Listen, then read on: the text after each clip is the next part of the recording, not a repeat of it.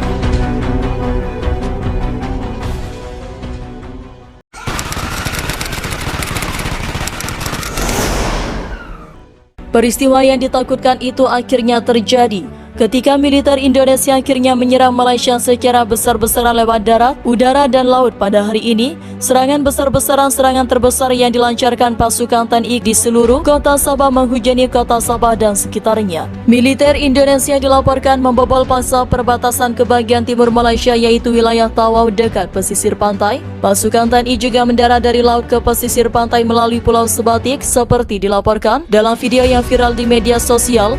Ledakan terdengar di kota Sabah dan sekitarnya yang berpenduduk 3 juta jiwa.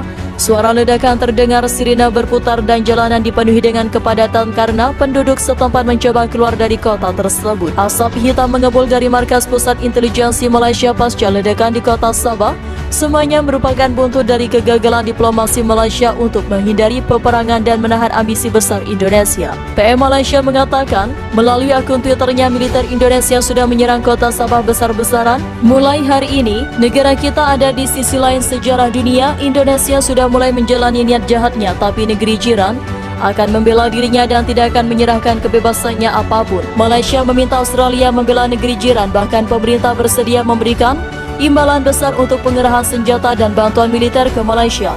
Kota Sabah tak ada hentinya terguncang akibat serangan rudal terus-menerus yang dilancarkan oleh militer Indonesia. Kepastian mengenai sejumlah korban perang memang belum terkonfirmasi. FIFA militer melaporkan sementara diketahui kurang lebih 700 orang terbunuh akibat serangan rudal TNI. Militer Indonesia mengklaim berhasil menghancurkan 4 kota termasuk Sabah dan menewaskan 500 tentara Malaysia dan Australia di dekat sebuah kota di wilayah Sabah. Namun Malaysia membantah laporan bahwa pesawat atau kendaraan lapis baja mereka telah dihancurkan. Di sisi lain, PM Malaysia Anwar Ibrahim mengatakan 300 tentara Malaysia dan 200 warga sipil tewas akibat serangan rudal jarak jauh. Pihak berwenang kota Sabah mengatakan lebih dari 200 orang warga sipil tewas terbunuh, dikutip dari Reuters. Sementara itu, Menteri Pertahanan Malaysia Sri Muhammad Hassan mengatakan serangan militer Indonesia di seluruh kota Sabah merupakan momen paling menyedihkan.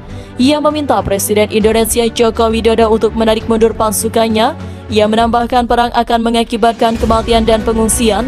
Rakyat akan kehilangan harapan pada masa depan. Ia mengatakan tindakan Indonesia akan merusak perekonomian global dan sudah kelewat batas. Apa yang jelas bagi saya, perang ini tidak masuk akal dan ini tindakan sembrono. Di sisi lain, Perdana Menteri Australia Anthony Albanese mengumumkan akan mengambil langkah tambahan untuk memperkuat aliansi itu dalam mempertahankan diri. Australia akan menggelar pertemuan darurat 30 negara anggotanya untuk membantu Malaysia.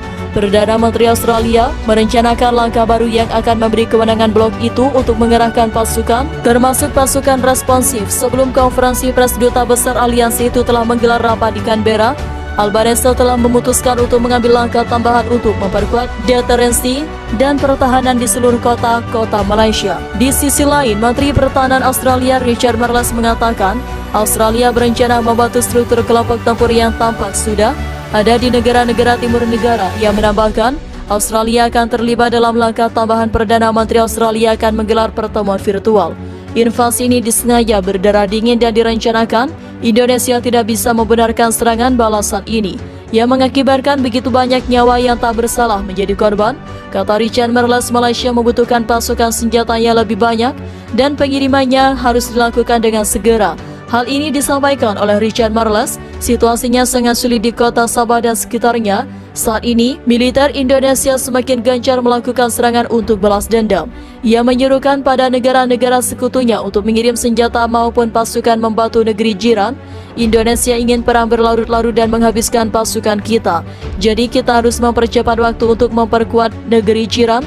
Kita harus mempercepat pasukan dan membuka opsi senjata baru untuk Malaysia, tambahnya. Beberapa negara telah mengumumkan persetujuan untuk memasok sejumlah persenjataan, dalam salah satunya tank tempur milik Jerman dan Amerika Serikat AS, seperti rudal ATA-CMS AS yang mampu menjangkau target hingga 300 km. Hingga saat ini AS belum menyetujui permintaan khusus tersebut. Sementara itu, Staf Umum Angkatan Bersenjata Malaysia mengklaim bahwa pasukannya telah berhasil menghadang serangan dari militer Indonesia di dekat kota bagian timur wilayah Sabah. Malaysia tidak memperhitungkan personelnya yang tewas dan meskipun mengalami kerugian besar, mereka tetap mempertahankan intensitas serangannya, ujarnya seperti dilansir Reuters.